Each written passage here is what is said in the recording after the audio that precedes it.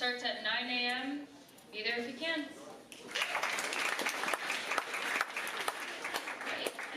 Thanks so much to everyone who came out to Harry Potter Club yesterday. We made and gave out over 100 butterbeers, which was awesome.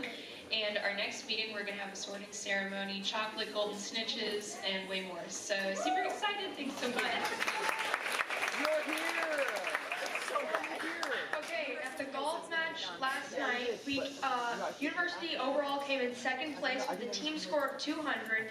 Quincy Russell came in fourth with a 47, and Grace Cates won once again with a 36, 1 over par.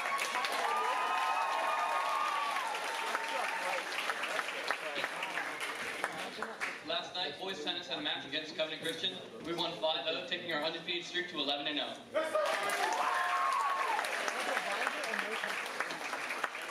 Yeah, but this time, tomorrow, Saturday the 14th, University is being thrown against the biggest wolf in the woods, Park Tudor, in the PAAC tournament. So get ready.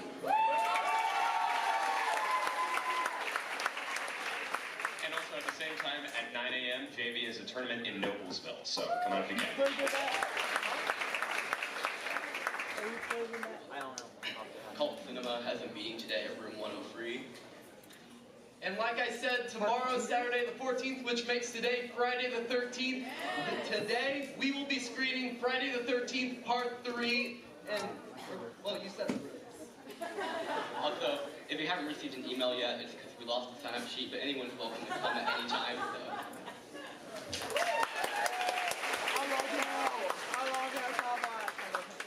So this is round 2 of softball callouts.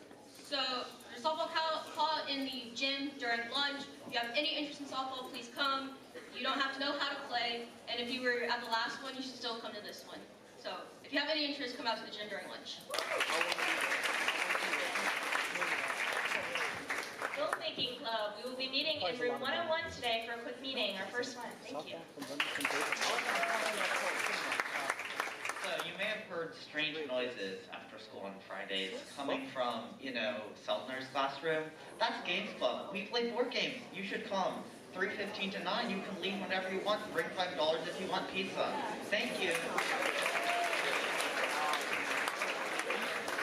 Okay, today is the last day, the last opportunity to make a clay piece for the Damien Center. So if you haven't already made one, or if you have but you want to make another, the table is out there in Fairbanks lobby, so make sure to stop by. Good morning. I have my yearbook hat on, as always, and I want to address all the seniors. Your senior photos for the yearbook will be coming up. They will be due after your college applications are due, which is sooner than you think. So be thinking about it. If you need to book professionals, it does not need to be a professional photo. You can have somebody take it with a phone. That is good enough quality for us. But if you want to get all the pretty fall foliage, that is coming very soon. And if you want recommendations, I have a list of photographers that people have used in the past. Mr. Owens is also a good option as well. So let me know if you have questions. But I will send out an email very soon with that deadline. And think about it.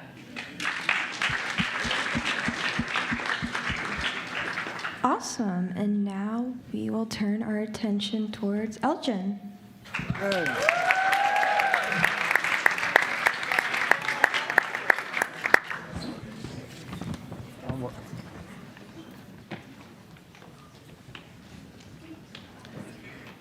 Tim Nation is co-founder and executive director of Peace Learning Center, a community educational institution that teaches peace building and communication skills to youth and adults. The center has served more than 300,000 people in central Indiana since its inception in 1997. With a background in management and public relations, Mr. Nation previously served as the Indiana AmeriCorps Director and Director of the Indiana Board of Pharmacy. He is a graduate of Indiana State University, a Terre Haute native. Mr. Nation serves as an executive committee member of the Greater Indianapolis Progress Committee, a member of the Indianapolis Race and Cultural Relations Leadership Network, and is a member of the Mission Advisory Board of the Sisters of Providence as well. He was named a Distinguished Hoosier by Indiana Governor Frank O'Bannon and a Sagamore of the Wabash by Governor Eric Holcomb. I've had the incredible opportunity to get to know Mr. Nation, and I can attest that he is worthy of all his accolades. Here to speak with us today, please welcome Tim Nation. Thank you. Oh my goodness, it's so great to be here with a whole community of people. I love this university school, and I really appreciate the opportunity to speak in front of you. So again, my name is Tim Nation. I'm with Peace Learning Center. And has anybody ever been to Peace Learning Center or heard about it? Raise your hand. I see a few hands around. We're out in beautiful Eagle Creek Park. And has anybody ever been to Eagle Creek Park? Yeah, most of you. You know, Eagle Creek Park is the 4th largest city park in the country. And the key word there is city park, because it's actually bigger than Central Park in New York and Golden Gate Park in San Francisco. It's over 4,000 acres. Now, I'm going to give you some special knowledge that most people don't know. What is an acre? An acre is a football field without the end zones. Have anybody ever learned that? It's the size of a football field without the end zones. And so when people talk about acres, that's what they mean. And I think you should start learning that in your class, too. Anyway, I'm being silly. Don't even ask me what a hectare is, because that's only 2 acres. Why do they have what's that about? So anyway, Tim Nation with Peace Learning Center, and I was thinking about starting off with a little story. You know, you heard that I grew up in Terre Haute, Indiana, beautiful Terre Haute on the west side of the state. And when I was a kid, there was always, you know, there's always like, if there was trouble, everybody knew it was from this other family named Jimmy, these 2 little kids, Jimmy and Michael, and they were always getting in trouble. And so down the street, the mother of Jimmy and Michael talked to the dad and said, you know, I think we should take these kids to the preacher. The preacher's supposed to be able to solve these kids' problems. And so they talked to the preacher, and the preacher said, I want to talk to Jimmy first, who's the oldest, and then I'll talk to Michael. And so the mom took Jimmy to see the preacher, and the preacher said to Jimmy, "Where is God?" And Jimmy freaked out. He didn't know what to say. And the preacher said, "Where is God?" And Jimmy got really, really scared. And the preacher said one more time, "Where is God?" And Jimmy got up. He ran home. He ran down the street. He went in the front door. He went and he hid in the closet. And Michael came in and said, "What happened, Jimmy?" He said, "Man, we're in big trouble now. God's missing, and they think we did it." So at Peace Learning Center, you know what we try to do is we try to help people become peacemakers. What are peacemakers? We like to think that peace is not just this, you know, feeling cool and just like hanging out and all that kind of stuff. Peace is active. We got to work for peace. But to be able to work for peace, we got to find peace within ourselves first. We have to find peace. And how do you find peace? First of all, you got to figure out your emotions. You have to figure out your emotions. And emotions are a big thing, because emotions are part of our, like what drives our behaviors and what happens. So this first thing I want you to do is I want you to find a partner next to you. And maybe there's 3 of you, like, you know, I see over in the front row, there's 3 people sitting together. Maybe it's just somebody right next to you, or 3 of you. I want each of you to talk to each other, and you tell the other person how you feel physically, intellectually, emotionally, and or spiritually. Maybe you only want to talk about one, maybe all 3, but talk to your friends about this.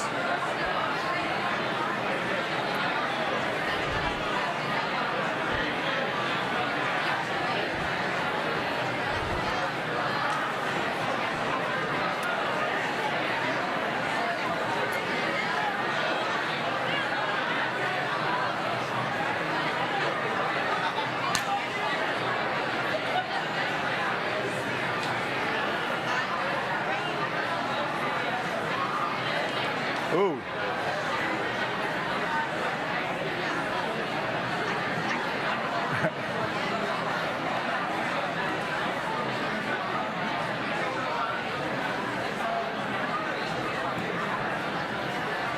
Remember, spelling doesn't count.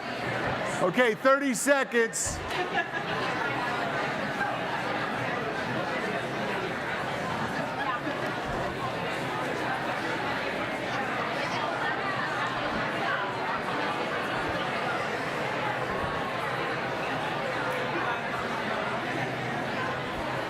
All right. I was wondering at first what all the talking was going on. I realized I put intelligently, intellectually. I was doing the microphone check as I was writing those down earlier in case anybody was wondering. But anyway, I hope you had a chance to talk about that because there's a lot of parts to our emotions. Every day, you know, we have different things that we feel like this, and sometimes we don't express them, sometimes we do. But we have to be aware of our emotions, and we need to know what's going on. So the next thing I want to do is I want to talk to you about, you know, why peace, and what are we trying to do with with the Peace Learning Center. And I hate to talk about it, but what we try to do is we try to fight violence. You know, violence is a public health catastrophe. Violence is one of those things that is always present in our society, and sometimes we don't even focus on, but yet it wrecks families, it wrecks communities, it wrecks us as individuals. And so I have this interactive activity I want to do where I'm going to ask you to come up and take the marker and write on the top of here, in this area, acts of violence. Because the acts of violence, and let me tell you a little story. I got to see Arun Gandhi one time, and he was the nephew of Mahatma Gandhi. And he said that one time he walked past a pencil that had been half used when he was walking with his uncle Mahatma Gandhi, and he just walked past it and ignored it and didn't pick it up. And his uncle told him, why didn't you pick up that pencil? And because, you know, it's still usable and it's just laying on the ground. And he said, well, I have a new pencil. And Mahatma Gandhi said, well, that's an act of violence that you just wasted that pencil and you didn't pick it up. And he's like, what do you mean that's an act of violence? And he said, well, it's an act of violence against the environment and not using something that's been produced and then just, you know, taking something new. And he thought, well, that's strange if you consider that violence. And he said, well, violence is a lot of things. It's not just, you know, somebody hitting another person. There's a lot of things that go into violence. And he asked him to write down each of the violent acts that he saw every day and keep that list of them and then put them on the wall of his room at the end of the day. And Arun Gandhi said at the end of the week, he had his whole room wallpapered in acts of violence that he saw and he lived through every single day. And so I want to challenge you to think about acts of violence that happen in our society, maybe you see, or maybe you want to bring to all our attention. And I want to ask people to just come up this stairway and line up and then write those up here. And then I'm going to give you the microphone and you're going to say what act of violence and tell us why. So I was promised that you all are an interactive group and you would love the opportunity to be part of this exercise. So if those of you who want to come on up, please do, and talk about an act of violence and why you think that it was. So I will just say, you know, act of violence is like shooting a gun. You know, that is an act of violence.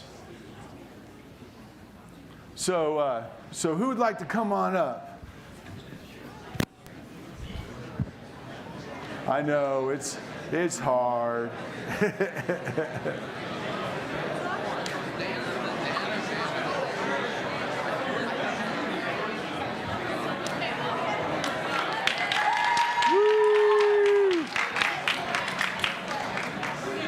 I know a little awkward silence always is helpful, please. Yeah, just right, yeah, active violence up here. Yeah, active violence. Yeah, active violence, yeah. No, just in general.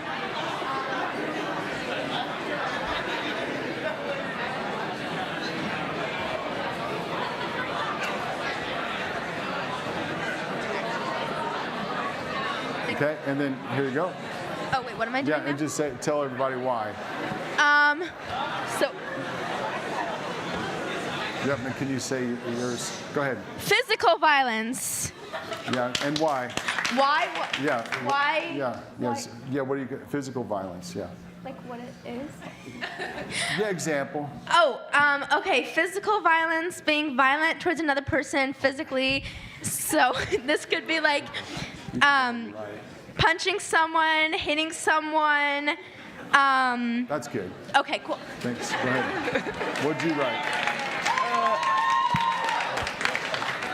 I wrote down murder because in today's society, a lot of innocent lives are being taken away, and in the moment, the person who's doing the violence might not be thinking straight, but you can't undo a murder. Like, they're dead and they're not coming back. So Thank you. Yeah. Thank you. I put littering because it can kill people and animals, and that's bad, and yeah. Thank you. I put messing with people's belongings because if it's not yours, don't mess with it, don't touch it. Yeah, I'm impressed you don't have locks on your lockers. You know, they call them lockers because they have locks on them, but you guys don't, and that's because you respect each other's stuff. Evie wrote down sexual assault because that's violence. Yeah, thank you.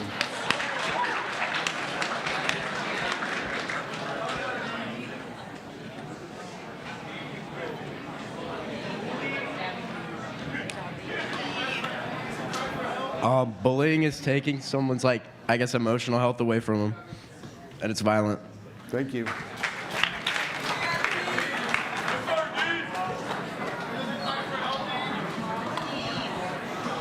I said armed robbery because, especially if you're armed, it can scare someone, and it's violent.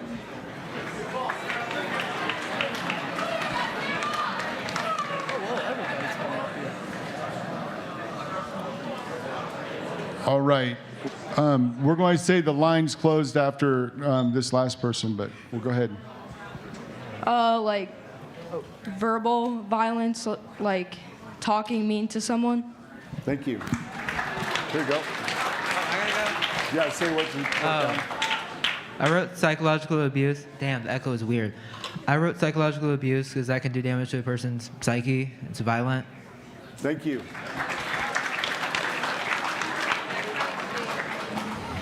And I put lashing out because, well, it's verbal violence, and you're usually lashing out at someone who, well, in my case, sometimes I might do it when I'm angry or scared, but it's towards a person who didn't have anything to do with it.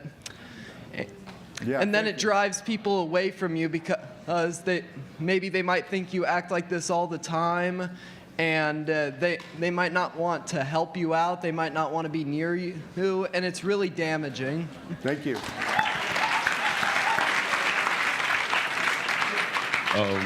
I put gaslighting. When you gaslight someone, you can mess with their head and make them think things that you know are wrong, but you make them think that they're doing something correctly, and that can cause bad things to happen. So, gaslighting. Thank you.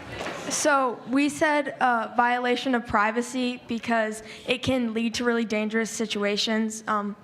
Think Princess Diana, that was a violation of her privacy, and that ended up killing her. So I put arson because burning a building or someone's house down leaves them with no place to stay. Thank you.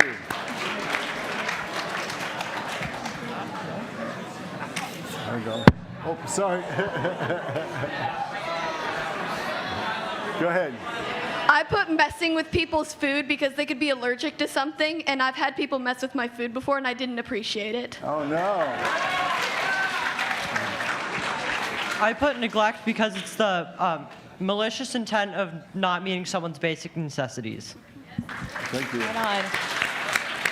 Well, I put prejudice because whether or not that prejudice is acted upon, to just judge someone based on a part of their identity that they may not be able to control, and just immediately thinking that they're less than you is not okay. And it completely disregards that part of them, and I hope to never see any of that around this school as much as I can. So, thank you. Awesome. Thank you. All right. The next part of this activity, look at me, got 2 microphones. Okay, the next part of this activity is to talk about, these are acts of violence, right? But what are the root causes of violence? What are the roots of violence? Where does all this stuff come from? What are the roots of violence? So we want to go ahead and do the same thing and have a line of people who can talk about where does violence come from? What causes all this stuff? And we're going to try to write them down in this area here at the bottom and around the bottom here. But think about, those are acts of violence, but what's at the root? So if you could come on up.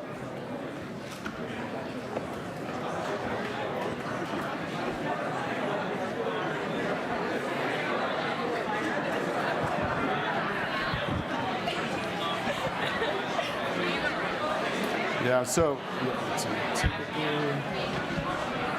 you can start, right? And then we'll report over here. Yeah, you can write. Go ahead and write. So I put...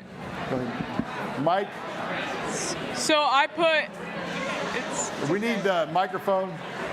It's all good. Yeah. So I put envy because it's not okay to be jealous of someone else, because it's something they can do that you can't, and oftentimes people will harm people in order for them to be able to be better than them. Thank you.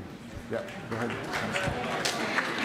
I said misunderstanding because I think a lot of prejudice and stuff in society just stems from people not understanding others or their life experiences. Thank you. I put pride and ego because, specifically talking about the prejudice part, a lot of prejudice comes from someone thinking that they're better than another person and typically putting themselves higher, basically holding them to a higher standard that they don't typically meet. Thank you. Come on over this way. You can go ahead and write. Yeah. Go ahead and write. Yeah. I said stress because stress causes to lashing out, and then lashing out kind of causes violence, I guess. Yeah, that's so true. I think when we're angry and we're stressed out, that's when we do the things that we regret the most. I put stereotypes because I think a lot of people's actions come from what they believe about someone or a group before they've even gotten to know them. Yeah. That's right. Thank you. Come on over this way so those that are in line can write what they need to. Go ahead, please. I put anger because if you're mad, you can lash out at somebody or commit an act of violence against somebody. That's right. Anger gets us in trouble all the time, doesn't it? Yeah. I put insecurity because comparing yourself to others can put you down. Thank you. We're going to go ahead and close the line too. Thanks. The line's closed. Well, I put role models because if you follow somebody who's most well known for being an outspoken anti-Semite or just a really, really bad person who's well known for hating a certain group of people, well, then that feeds into your ideology, and that's really bad. Thank you. I put trauma because when people are in traumatic situations, it can cause them to be emotionally unstable. Thank you. I put jealousy because jealous people can do bad things to make them feel better about themselves. That's right. So like the trauma one, I put bad childhood because something wrong with your past can lead to bad future acts in your life. Thank you. We put low self-esteem because if you have low self-esteem, you're not kind to yourself and it's harder for you to be kind to others. Thank you. I put crisis because with something bad happens, it can cause you to act violent. Thank you. I put mental health because how we feel influences how we act. It really does. I put drugs because if you judge people with drugs, they can't really do much about it. They're doing their best. Thank you. I said lying because that also leads to manipulation and that causes a lot of psychological stress. Sure does. Thank you. I put greed because greed isn't the want for what we don't have, but what we will never have enough of. And so that can lead to like people doing bad things to get what they don't have enough of. That's right. Wow. There's a lot here, isn't there? When we talk about violence being part of our society, I think it really shows that there are many acts of violence, right? But there are also root causes of violence. And I know there's a lot of things that people wrote, and I know, crisis and insecurity, and even not having enough food. And a lot of those things go back to poverty, right? And then also we talked about bullying and guns and those sorts of things. But the reason that we do this is that we like to talk about how things are related. When you have these stereotypes, you might lash out to a group. Or, psychological abuse is part of self-esteem and mental health and insecurity, right? And so what we have to learn about is that, and then trauma can cause so many things that somebody that's been through traumatic experiences, might resort to verbal violence and gaslighting and physical and those sorts of things. It seems impossible, doesn't it? How are we going to deal with all this stuff? Well, maybe if we can work on insecurity and low self-esteem, we can help anger and we can start breaking the roots of violence. And it's not going to be done with just one thing, but we also have to understand that it's really multifaceted. And at the end of it, it becomes like, what are we going to do about ourselves before what we can do with other people? So I really want to thank you for participating in this activity because it helps on what we're going to talk about, what the Peace Learning Center does. So I want to go ahead and do my PowerPoint and get this mess out of there. Oh, isn't that a beautiful place? This is Peace Learning Center. This is a place that I helped get started back in 1997. Oh my goodness, this place is older than all you all. So, but I helped get started when I was the state AmeriCorps director. Has anybody heard of AmeriCorps? Getting things done for America to make our people safer, smarter, and healthier. Now, AmeriCorps is something that's an option for you. Anybody who's over 18 years of age can spend a year in AmeriCorps full-time or part-time helping with over 2,500 schools and not-for-profits around the country. And so AmeriCorps, we were working with AmeriCorps and we found this beautiful mansion on the lake out at Eagle Creek Park. And we thought, you know what? this building's abandoned. We could put AmeriCorps members in here, and we've been doing work teaching conflict resolution to kids in schools in the Indianapolis public schools. And we thought we could be bringing kids out to this beautiful place and sharing this park with them every day. And we'd be doing some good work. And so it started with this building, and it's grown into a lot more.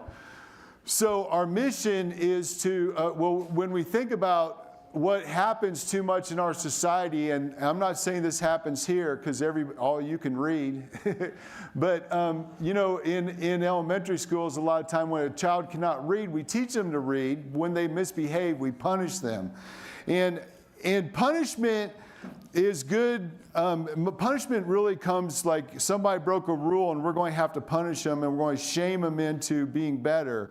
That doesn't always work. It works in some situations, but a lot of times punishment is not what kids need. What they need to do is learn how to behave and learn what is acceptable behavior. And we don't give them a chance a lot of that time. But so when we start with talk about violence as a public health crisis like we were talking about, look at this. In 2022, there were over 21,000 homicides in our country. 21,000 homicides in our country. Isn't that just hard to believe? You know what's even harder to believe is that there were almost 50,000 suicides in our country. You know what? It turns out we hate ourselves more than we hate other people. And suicide is a horrible thing, and it's not in the paper, and we don't read about it like homicides. But it's actually 2 or 3 times worse. One study by Harvard said that there are close to 400 million guns in our country. 400 million guns. You know how many people there are? There are 332 million people, and we almost have 400 million guns. So we have more guns than we have people in our country. And so, you know, people argue about whether we should have guns or shouldn't have guns, and the Second Amendment. Remember, the Second Amendment, it says that, you know, in order to maintain a well-regulated militia, the right to bear arms shall not be infringed. And I always wonder, where's that well-regulated militia? But that's the Second Amendment. And maybe your history teacher will teach you more about that. But it turns out, the well-regulated militia, you're all part of it because there was a law that was passed that said that every U.S. citizen is part of the militia, therefore we all can have guns. Believe it or not. Youth violence is on the rise. It's shown that if you suspend, expel, and punish kids through incarceration, that's a form of institutional trauma that forms the school-to-prison pipeline. There's this theory that many schools in lower-income neighborhoods are just pushing kids towards prison, and there's a pipeline there. And so how do you interrupt that pipeline?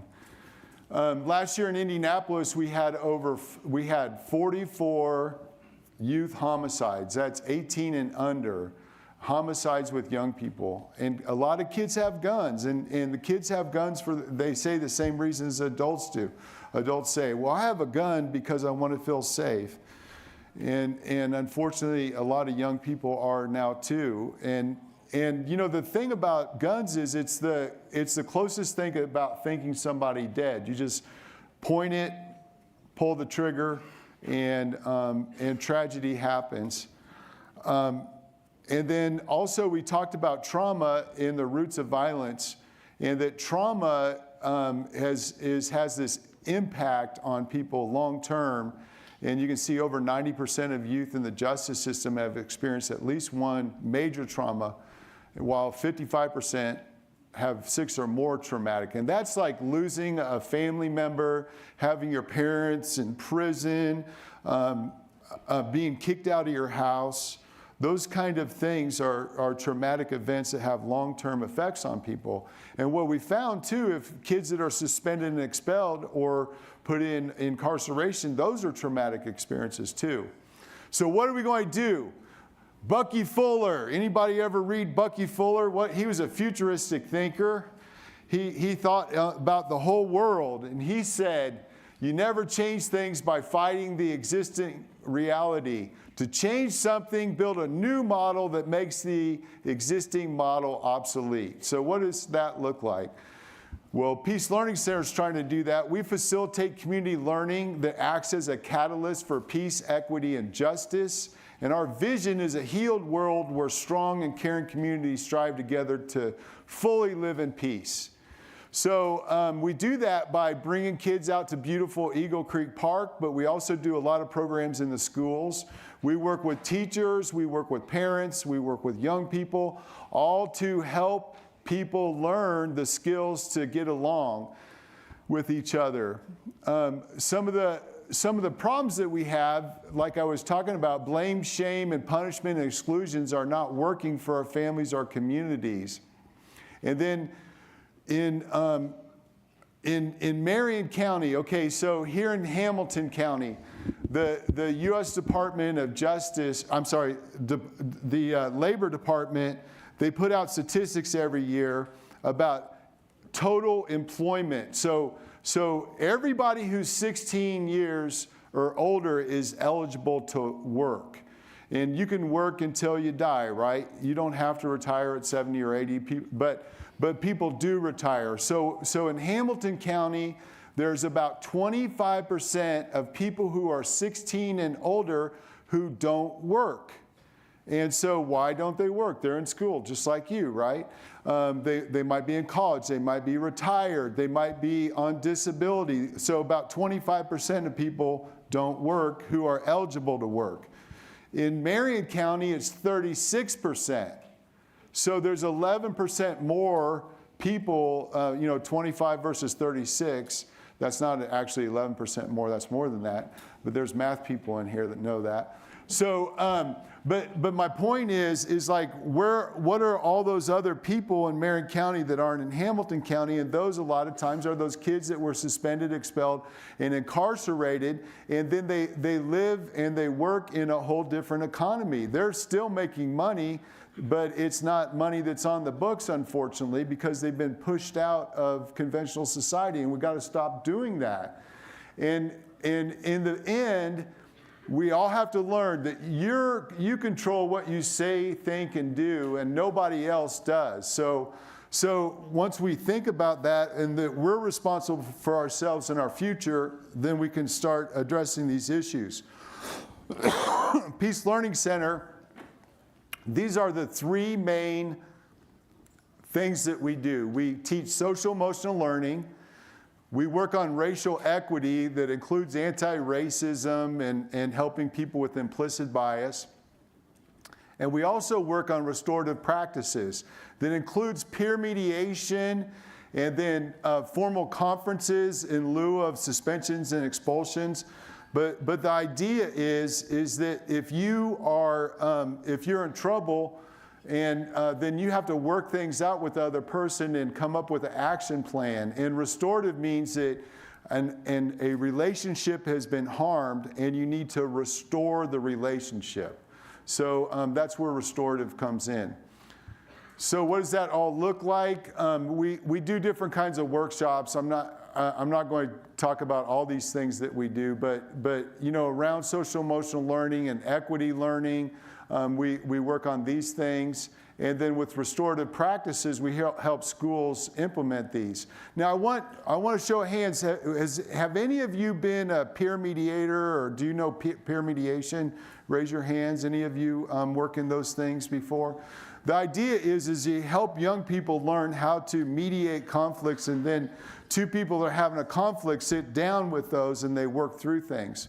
So this is just a list of all the different groups that we've worked with over the last year, just to give you an idea that it's not just schools, it's also not-for-profits, state agencies, and all different kinds of groups. But we have 18 employees that work with close to 8,000 people every year at Peace Learning Center. So I want to help you think about, look at that, see, we even have deer in the front yard. Isn't that beautiful? So I want you to turn to your partner and tell them what you see on this picture. This is my next interactive activity.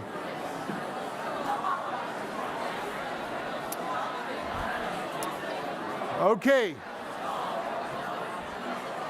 Okay, does everybody have a chance to tell what they see?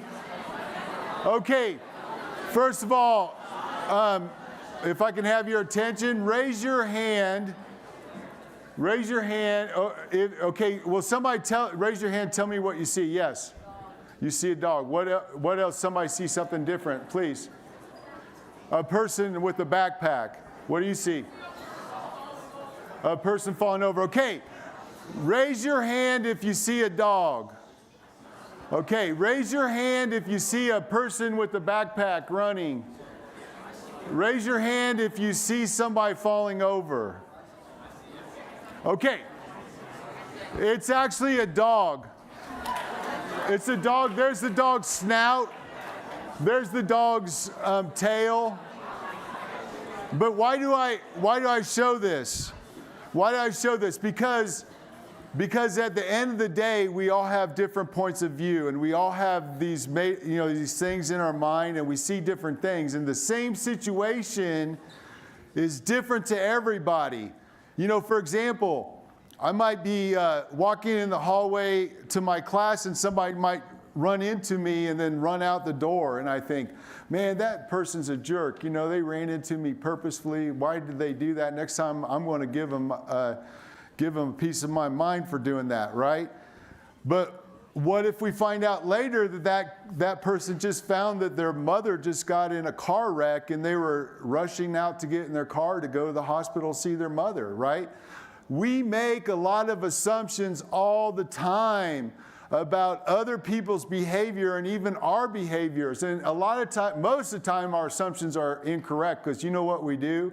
We assign negativity to that other person, like what their intent was. But a lot of times we'll have negative intent about us. Oh, they did that to us because I did this, or I'm like this, or I'm like that. But we don't even know unless we ask them. So it's really important that we think about things and we actually ask questions. We like to say, when faced with conflict, ask questions. But we also have to be mindful. And we have to be mindful to ourselves and to other people. Now, one of the things that I learned through mindfulness is it's a way of thinking about your senses and your brain. Here we go. We know 5 senses, right? We have taste, smell, sight, hearing, touch, all those senses that we have. And say those are our 5 main senses.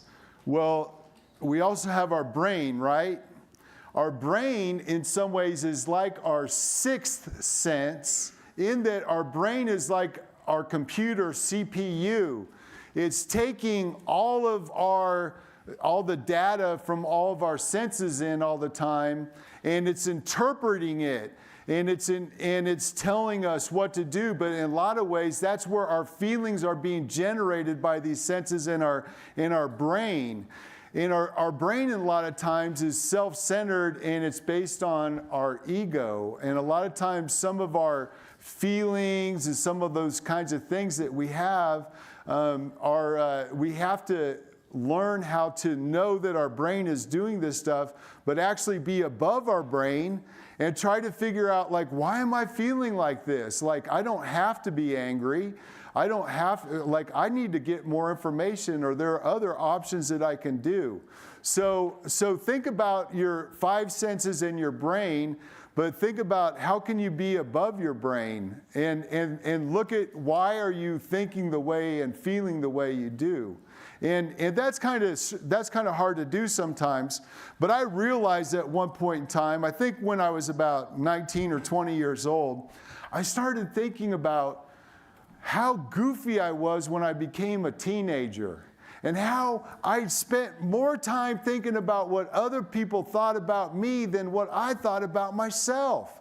And I thought, I was thinking about, like, how is it going to be popular? What are the cool kids doing? How can I be like that? And how are they judging me? And you know what? I had this realization when I got older. It's like, wow, they're not looking at me and judging me. They're worried that I'm doing that to them too. It's just like this big circle. We're all worried about each other, but we're not figuring out who we are. And I'd like to argue that the real person you are is the person that you were at probably 9 or 10 or 11 before you became a goofy teenager.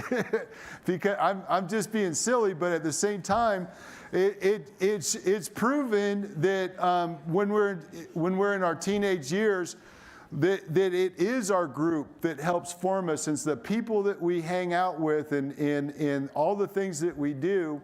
But we have to get back to that person that we were as a kid, that person that we know was our true selves before we cared too much about other people.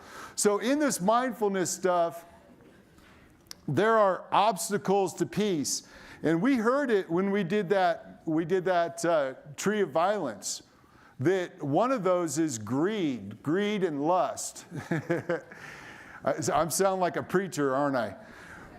Let's talk about greed, though. Greed are those things like that we heard before, those things that we want that we really can't have. But in some ways, greed is one of those main drivers of our society right now that causes so many problems. But also anger and hatred. Anger and hatred really get into changing our anatomy even. Have any of you ever done the anger thermometer? You think, you're calm, and then you get angry, and then, you can be put into a rage with anger. And I have a secret that no feeling will last more than 7 to 10 seconds unless you feed it. Because sometimes we have anxiety, and sometimes we sit there and we think about things over and over, and we can't get to sleep, and we obsess on those things. But we have to learn how to get our mind to a different place.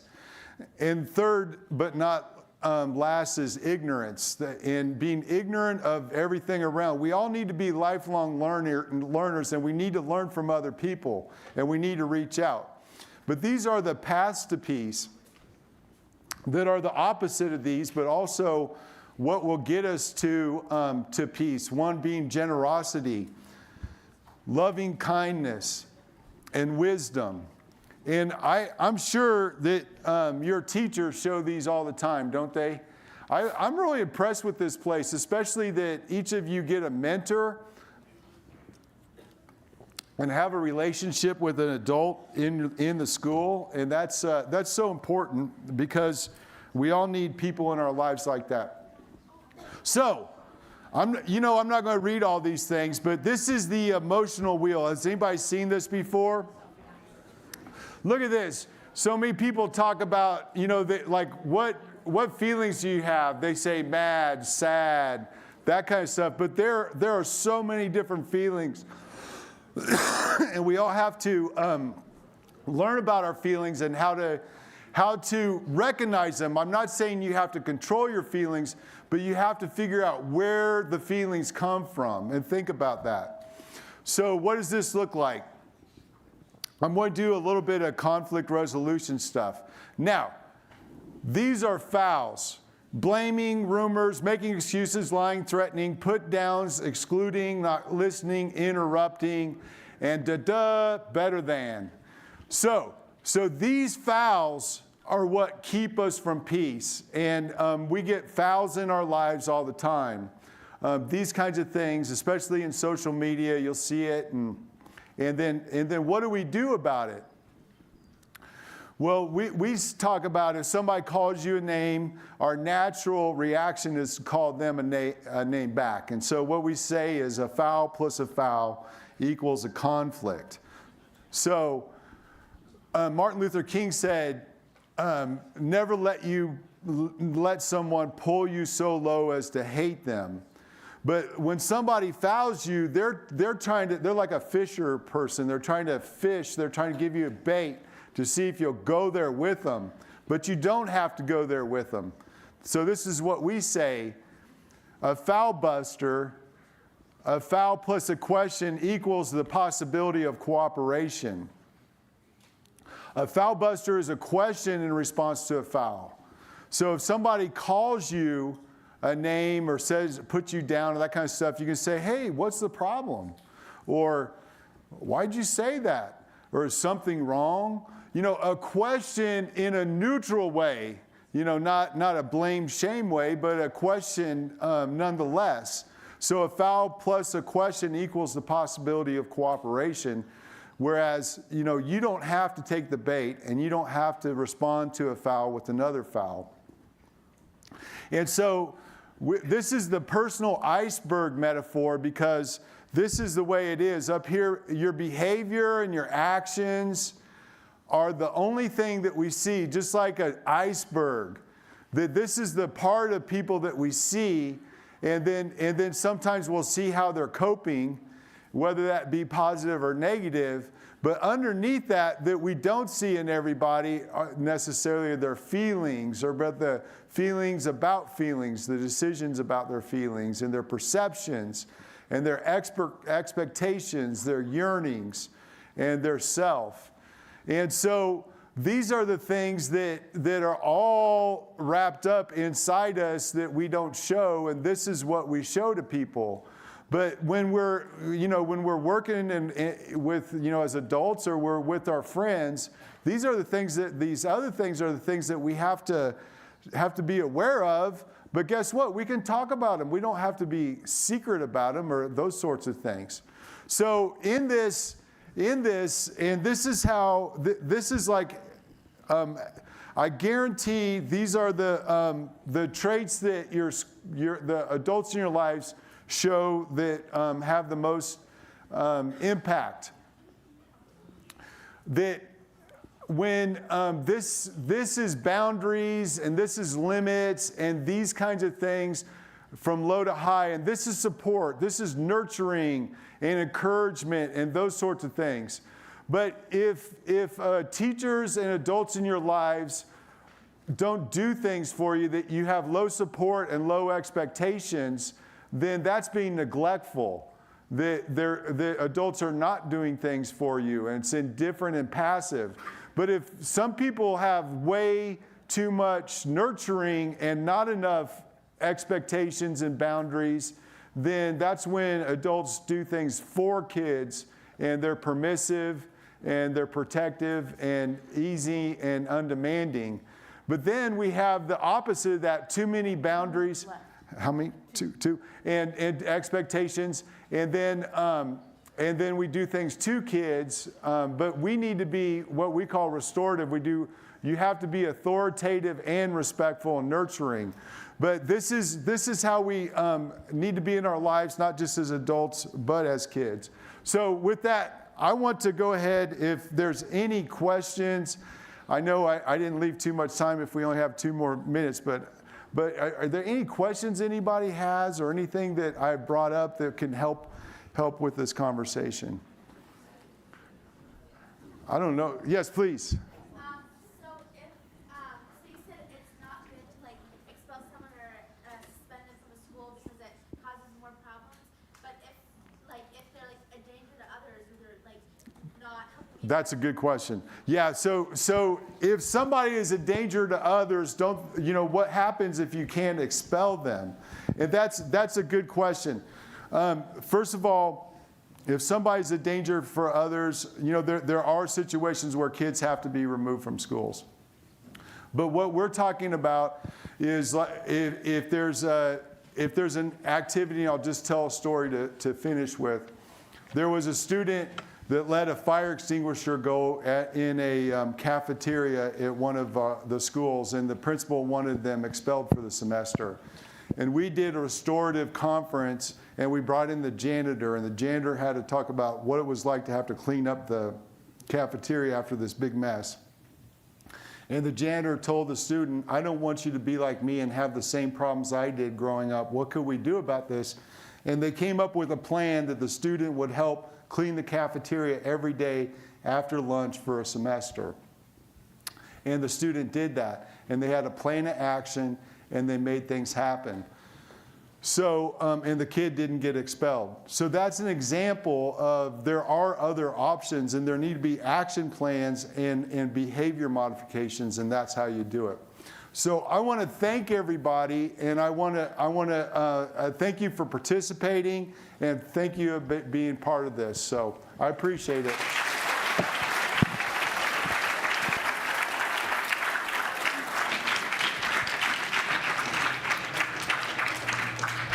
All right. I just want to say real quick, Ms. Summitman and I were going to say this, but I don't think she's here yet, which is that last week we kind of charged you with doing a little better in here, and this week you guys have done a really good job, and I just wanted to tell you that I appreciate it. Okay? And let's hear it for our speaker one more time, and then have a great weekend.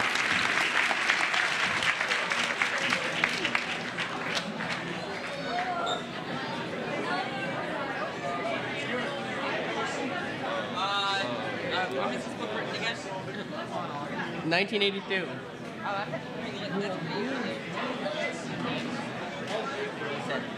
Kinda.